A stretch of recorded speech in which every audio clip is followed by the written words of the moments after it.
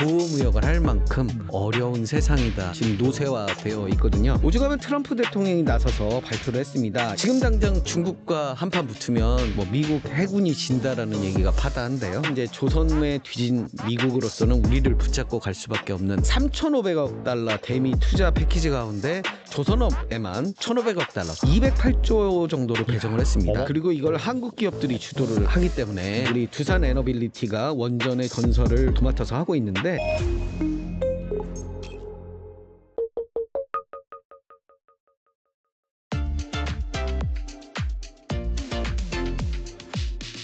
그리고 이 트럼프의 마스가 전략에서도 한국이 핵심 파트너로 또 부각이 되고 있습니다. 지난주엔 한화 필리조 선수가 첫 상선 건조에 들어가면서 그 지위에 또 못을 박는 사건이 일어났는데, 한국 조선주 사실 작년부터 좀 많이 올랐는데 이번에 이 마스카 전략을 통해서 한 번 더 이 레벨업 할 수 있을지, 이 조선주는 어떻게 보시는지 좀 궁금하네요.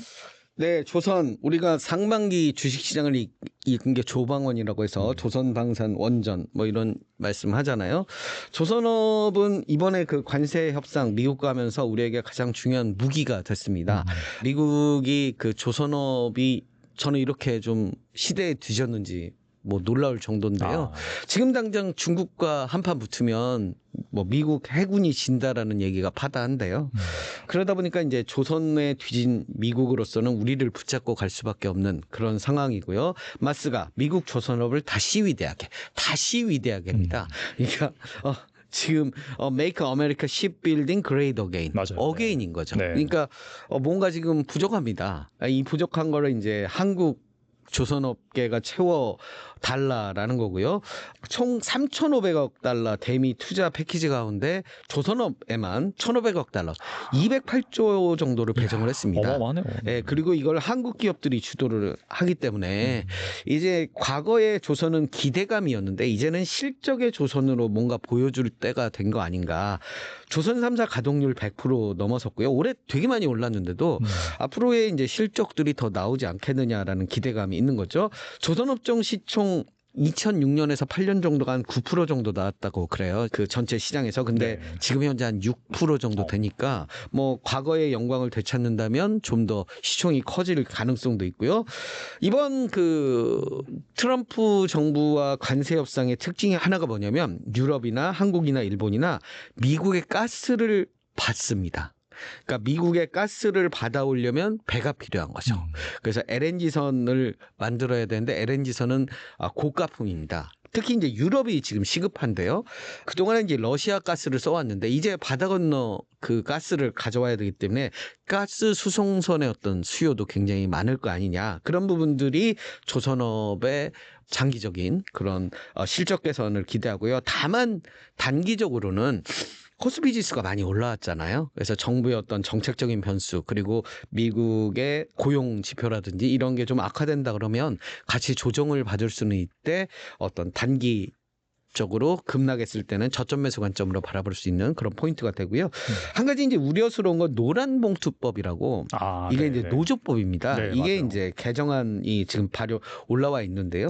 원청의 사용자 책임을 확대하는 노란 봉투법 통과되면은 하도급 구조가 많은 조선업에 좀 안 좋은. 그래서 납기를 못 맞출 수가 있는 거죠. 노조가 시도 때도 없이 데모를 하면서 물론 데모라고는 표현은 그렇지만 어떤 노조의 어떤 주장들이 펼쳐지면서 이게 공사가 지연되는 그런 좀 우려감은 있습니다만 그럼에도 불구하고 이 1,500억 달러 이 조선업에 배정된 이 협력 프로그램 이게 있기 때문에 앞으로 실적 개선의 어떤 무기는 하나 갖췄다 이렇게 말씀을 드릴 수 있을 것 같습니다. 그리고 이 두산 에너빌리티가 최근에는 중동 동남아에서 가스 발전까지 이제 수주에 성공했습니다. 당장 실적은 부진하지만은 아무래도 한미 협상에 원전 분야가 포함되고 하반기 기대감도 커지고 있는데 이 원전 앞으로도 성장 동력은 충분하다고 볼 수 있을까요? 일단 미국이 급한 분야가 지금 전력 분야입니다. 네. AI 데이터 센터를 무자비하게 엄청나게 지어대면서 전기 먹는 하마가 되고 있는데요. AI 데이터 센터. 그거에 비해서 전력은 지금 노쇠화되어 있거든요. 오죽하면 트럼프 대통령이 나서서 발표를 했습니다. 2050년까지 원전 발전 용량을 현재의 4배 수준까지 확대를 하겠다. 그리고 지금 당장 2030년까지 1000메가와트급 대형 원자로 10기를 착공하였다. 근데 10기 착공 비용만 한 100조 원 됩니다. 그런데 이것들을 원전 르네상스 정책 이걸 하기 위해서는 미국의 웨스팅하우스라는 원전 기업이 주도적으로 할 겁니다. 근데 그 웨스팅하우스 혼자 다 할 수 있느냐? 불가능한 얘기일 것 같고요. 최근 들어서 한국수력원자력은 그동안 한 2년 정도 원천 기술 문제로 소송을 했던 웨스팅하우스와 손을 잡았습니다. 분쟁도 어느 정도 해결을 하고요. 네. 이제 웨스팅하우스와 코업을 하면서 미국의 어떤 원전 산업들을 발전시켜 가지 않을까. 웨스팅하우스 미국이 몰아줄 것 같지만 이 1979년 원전 사고 이후에 원전 건설이 중단되면서 사실 어떤 노하우가 많이 약해졌습니다. 그래서 우리 두산 에너빌리티가 원전의 주기기 건설을 뭐 도맡아서 하고 있는데 이 발전소 건설에 우리의 어떤 기술을 받아들일 수밖에 없지 않겠느냐. 그래서 건설이나 시공은 뭐 현대건설이나 수산 인더스트리, 주기기 터빈은 두산 에너빌리티, 설계 및 엔지니어링은 한전기술, 그리고 기자재 및 부품은 BHI, 한전산업, 한전 KPS, 효성중공업, 일진파워, 대한전선, 그리고 중장비는 현대건설기계나 HD 현대인프라코어 이런 뭐 기업들의 협업, 그리고 지금 이미 우리나라 국내 기업들이 협업들을 하고 있습니다. 미국 SMR 소형 원자로죠. 뉴스케일 파워 두산 에너빌리티와 삼성물산, 그리고 엑스에너지는 DLENC 두산 에너빌리티, 홀텍은 현대건설, 그리고 테라파워는 SK그룹, HD 현대조선해양 등이 이미 협업을 하고 있습니다. 그래서 미국의 이 대형 원자로 그리고 소형 모듈형 원자로 이 두 가지 섹터들에 대해서 우리의 지속적인 어떤 먹거리들이 생기지 않을까. 한국 정부가 2천억 달러 규모의 전략산업 투자 펀드, 거기에 반도체, 원전, 2차 전지, 바이오 이렇게 들어가 있거든요. 그래서 원전도 중요한 어떤 포인트가 되고요. 미국의 이제 원전에서 가장 중요한 게 SMR입니다. 그 스몰 모듈러 리액터라고요. 소규모 원자로인데요. 이게 이제 후쿠시마 원전 이후에 원전이 터지는 거에 대한 공포감이 크거든요. 근데 이거는 소형 원전이고 일체형으로 돼 있다 보니까 외부 충격에 되게 강하고 그만큼 안전하다. 뭐 1000배 가까이 대형 원전보다 안전하다. 이런 이야기들이 있고요. 뭐 작다 보니까 투자비도 되게 설치 비용도 저렴하고요. 또 도시 근교에도 만들 수 있고 그 탄소 배출이 없다 보니까 친환경 전력 생산이 가능합니다. 그래서 이 SMR 미국 정부가 되게 관심을 두고 있는 그런 부분들이라서 이 SMR에 집중하고 있는 두산 에너빌리티 앞으로 큰 수혜가 예상이 되고요. 지금 최근 들어서는 뉴스케일 파워와 SMR 계약이 임박했다. 뭐 이런 기사들도 나오고 있거든요. 두산 에너빌리티의 SMR 매출 2026년 2천억에서 3천억 원 시작을 하고요. 2027년에는 7천억 원, 그리고 2030년에는 3조 3천억 원까지. 지금 올해 한 16조 정도 두산 에너빌리티의 매출액인데요. 한 3조 정도가 더해지면 이게 굉장히 큰 수익성 사업이 될 것 같아서 이거보다 이제 더 커질 수도 있는 지금 상황이죠. 그래서 일단 미국의 건설이 안착을 한다면 유럽도 이제 지을 거고요. 그래서 앞으로 원전도 굉장히 좋은 그런 기회가 되지 않을까. 이 조방원, 조선방산 원전이 상반기를 좀 끌었던 원인 중에 하나가 이 사실은 관세에서도 좀 자유롭거든요. 그래서 그러네요, 그런 진짜. 부분들도 좀 어떤 수혜를 입은 부분들이 아닌가라는 생각이 듭니다. 사실 원전 같은 경우는 최근에 약간 변동성이 확대되고 있는데 추세는 꺾이지 않고 있긴 하지만은 또 작가님 말씀 들어보니까 장기적으로 또 네네네. 유망하게 볼만한 그런 섹터다라고 볼 뭐 수가 차익 있겠네요. 실현의 욕구들이 이제 생길 수 있는 시점이잖아요. 그 뭐 조선방산 그다음에 원전 너무 많이 올라서 네. 단기적으로는 뭐 이렇게 시장이 어떤 악재라 뭐 조그만한 뉴스에도 흔들릴 수가 있기 때문에 그 단적인 예로 노란봉투법 뭐 이야기가 나오면서 조선주들 한 10%씩 하락하기도 했거든요. 그래서 네네. 급등을 했기 때문에 조그마한 악재에도 세게 흔들릴 수 있는 이유들은 다 있는 거거든요. 그래서 뭐 그런 부분들을 좀 조정 구간들을 잘 좀 매수의 기회로 삼고 긴 호흡으로 좀 바라보시면 나쁘지 않지 않을까 싶습니다. 그리고 지금까지 이 주식 투자 관련 책을 써오셨는데 이번에는 이 경제사라는 주제를 또 꺼내 드셨습니다. 제목도 무려 무박 3일 밤새워서 읽는 최고민수 경제사 특강인데 요즘처럼 하루 단위로 시장이 출렁이던 시대에서 이 경제사를 짚고 넘어가야 한다고 보신 이유가 있을까요? 일단 제가 이제 50이 넘어가면서요. 이 주식 시장의 변동성보다 멈춰 있는 그런 모습들을 좀 보고 싶더라고요. 그리고 제가 이제 침착맨에 출연을 해서 한 3년 전에 경제사 특강을 이야기를 한 적이 있거든요. 근데 그때는 이제 경제학 부분에 있는 부분들만 좀 간추려서 주요 경제학자들의 이론과 그다음에 근세의 시대적 배경. 근데 이제 근세 이전에 과거 함무라비 법전부터 이어오던 역사에서 경제적 꼭지들 이렇게 볼 수 있는 것들이 무엇일까라고 좀 고민을 해봤고요. 그게 한 90꼭지 정도 아이디어가 나왔고 이게 고등학교 수험생들에게 그 논술, 그러니까 논술이라는 제가 이제 과거에 금융기관들 이렇게 또 언론기관들 시험을 보다 보면 논술 시험을 봅니다. 근데 제가 이제 즐겨 썼던 게 다윈의 종회기원이거든요. 그래서 종회기원이라는 게 결국 뭐 그 환경에 잘 적응한 애들만 살아남는다라는 게 결론이잖아요. 그래서 뭐 이렇게 써먹기에 되게 좋더라고요. 그래서 다윈의 종회기원처럼 해서 이렇게 결론을 내면 되게 좋은데 역사적인 기반 그리고 경제적인 지식 기반화해서 이렇게 논술을 써나가다 보면 되게 소위 말해서 있어 보이잖아요. 그래서 어떤 예시를 들기도 되게 화려하고요. 그래서 제 아들이 이제 고등학교 2학년 인데요. 저희 아들들에게 좀 이렇게 선물해주면 좋겠다. 아빠가 아는 경제적 상식 그리고 이거 역사적 기반인데 저의 책은 이제 좀 다른 게 인문학하고 지리학적인 이야기들도 많이 들어있어요. 그래서 예를 들면 지브롤터와 세우타 이야기인데요. 지브롤터는 이제 스페인 끝에 있는 톡 튀어나온 산이 있는 지역이에요. 지브롤터 쪽에 산이 있고 그다음에 이제 모로코 쪽에 끝에 툭 튀어나온 또 산이 있는 지역이 있어요. 네네. 그래서 그 두 군데의 높은 산을 우리가 헤라클레스의 기둥이라고 불렀거든요.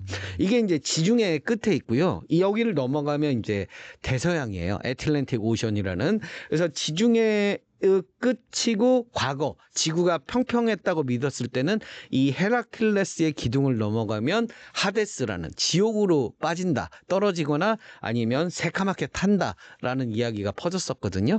근데 이 헤라클레스의 기둥 왜 중요하느냐? 우리가 달러 표시를 할 때 S자에 이렇게 줄 두 개를 긋습니다. 그 줄 두 개가 바로 헤라클레스의 기둥이거든요. 그래서 스페인 국기를 보면 헤라클레스의 기둥이 두 개가 그려 있습니다. 예, 그래서 이렇게 그려 있는데 미국이 예전에 독립 당시에 화폐를 이제 써야 되잖아요. 네네. 근데 파운드화를 쓰기보다는 당시에 이제 자신들이 쓰던 스페인산 은화를 이제 모델로 해서 이 달러 스페인 달러죠. 스페인 달러를 모델로 해서 그거를 이제 자신들의 통화로 만들었습니다. 그래서 S자는 스페인의 약자고요. 그다음에 이 기둥 두 개는 헤라클레스의 기둥을 나타내서 이 달러를 썼다. 그래서 지브롤터 그리고 세우타 헤라클레스의 기둥이 어떻게 달러까지 되는지 이런 이야기들을 하는 거거든요. 마지막으로 말씀드리는 건 지브롤터는 스페인 옆이지만 영국 땅입니다.